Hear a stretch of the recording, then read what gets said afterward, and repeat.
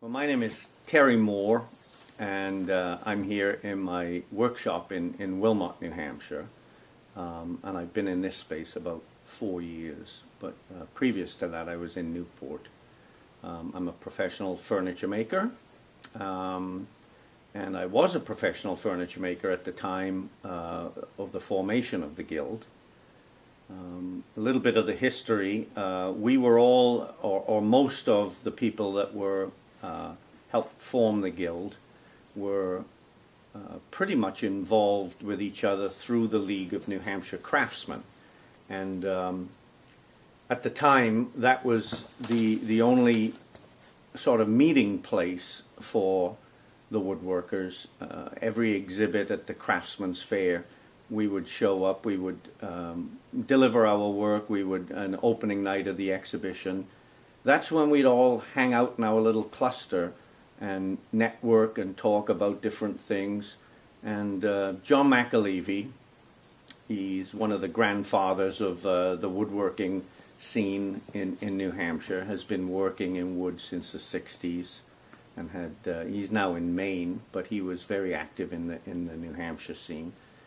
He basically said, you know, there's a woodworking guild in Seattle, Washington, and they've all pulled together, and they have meetings and network with one another. We should do the same type of thing here in New Hampshire. We already had the League, which is a great organization, but that didn't facilitate the woodworkers getting together and just meeting and sharing ideas, talking about different techniques that we used. We did it informally, but John McAlevey, John Skews, Paul Tuller, Steve Cunliffe, and myself, we were all involved with the League, and we started talking to one another about the formation of the Guild. So this was all done over the telephone over a number of months, and ideas kicking back and forth, and then John McAlevey suggested that we meet together in his studio in Warner, and so we helped organize the meeting up to that point, and or I was helping with the organization over the telephone and discussing how we should proceed and what the goals of the Guild should be. And but unfortunately, I wasn't able to be at that first meeting because I took my family on a vacation to Wales, so I was back in my hometown in Wales, but anxious to know when I got back, how did the meeting go, and what did you guys decide. So I was involved up to that point, but I actually missed the first meeting. John McAlevey, and I'm sitting here in my shop in Warren, Maine, and been in this shop for 4 years. I left New Hampshire in 1993 and moved to Tennant's Harbor, and 4 years ago moved here.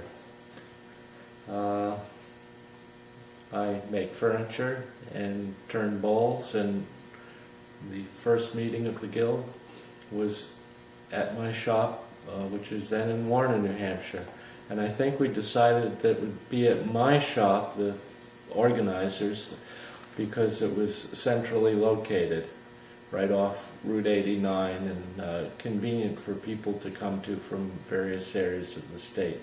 We decided that perhaps it was time for a group of woodworkers to form a loose-knit guild. And at the time I remember it being very loose. And we had the first meeting at my shop, and Roy Noyes came, and I don't know how he got there, but I know he was a good friend and became a good friend of John Skews, but I don't know how he got there originally, whether it was from a notice or that we had put in Woodshop News, or someone invited him. Roy was very insistent that we organize according to Robert's Rules of Order. And I remember saying, who is this guy? Who invited him? Why do we need to have, such structure? And turns out Roy was right, and it worked. And it's amazing how the guild has grown. When I hear that it has 500 members, I'm totally flabbergasted. It's just amazing. I'm Roy Noyes, one of the original founders of the Guild of New Hampshire Woodworkers. And I'm very happy to be able to wish everybody a happy 20th anniversary. Things have really boomed since we started, with about 10 people in John McAlevey's shop up in Warner, New Hampshire. And it's been a great ride. You took over as the editor of the Old Saw in 1992 from John Siegel, who was the original editor. Yeah. And you kept that role for 10 years. That's a long time. What are some of the more memorable changes that happened to the Guild within those 10 years? Well, before I answer that completely, I'd like to just bring out that what John Siegel started was very good as a start, but it was simply a couple of pages of black and white.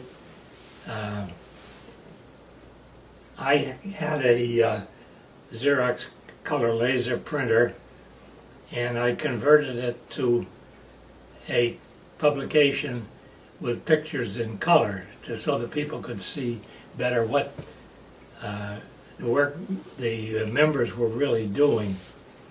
I want to give credit to John Siegel for the Guild logo, the finial. He had a friend of his draw that, and it was initially in black and white, and I added the color to it, and it's still the logo today. The changes that I recall were gradual. Every year we increased our membership. We added different activities for the members. One of the big additions that we made was Beginners and Intermediates group. And that filled a niche for the people that came in that weren't highly accomplished woodworkers, which was badly needed. All right. Well, my name is Paul Tuller. We're here at my home in Dublin, New Hampshire, which I built in 2006 to 7, and we lived across the road for 25 years before that, so we didn't move very far. And we sort of built our dream house, a place that we'd thought about for a long time. We had the land for 10 years before we built it, and I'm still trying to get my workshop built or finished. And so it's been a little frustrating because I went from having a workspace across the road for the last 4 years. I really haven't had a good workspace set up as sort of temporary quarters. But I'm still involved in woodworking a bit, but it's changed a bit that I'm back doing some construction, project management, construction management stuff, but also doing some furniture and custom millwork things as well. Were you the guy that said, hey, let's just do this, or? Well, I think that I was. I got juried in the league about 1986 and was involved with Living Room Crafts from then on each year, and got to know John McAlevey, Terry Moore, David Lamb, a number of other people. And yeah, there was talk that we should get together. We should do something to have people get together on some kind of basis. And so as my memory is that I called up John McAlevey, that he had his shop in Warner then, and I said, John, if we don't do this, who will? And so we just each called like 5 people, and I actually don't remember exactly who was there, but I mean I think it was David Lamb and Terry Moore and just whoever we knew at the time called up, and there was about 8 or 10 of us at John's shop in Warner, and we just had this informational meeting, which was to just say, yes, we'd like to do this. And then we each invited a few more people and got another meeting where we actually created bylaws, started a not-for-profit corporation under New Hampshire law. And what I remember as the sort of essential elements that we talked about and decided that would be good is that we would meet on some kind of regular basis at each other's shops, because everybody wants to go to somebody else's shop and learn how they're doing stuff, and that we'd have some kind of informational presentation. Somebody would give a talk or a demonstration about how to do something that would help out other people know what they were, how to build their skills. And that was the thing that we were dedicated to excellence in woodworking, and that we would try to bring everybody up and improve their skills.